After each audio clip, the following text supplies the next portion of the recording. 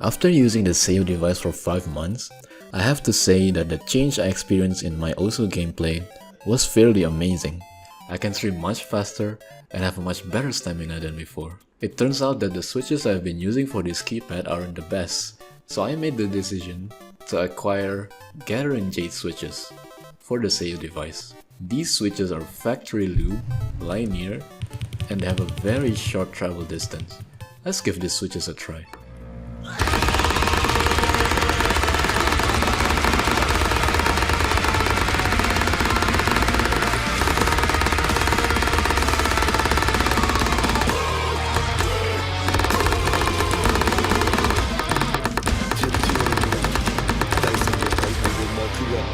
Overall, I enjoyed the feel and the sound of these switches a lot. Definitely need more time to get used to it though.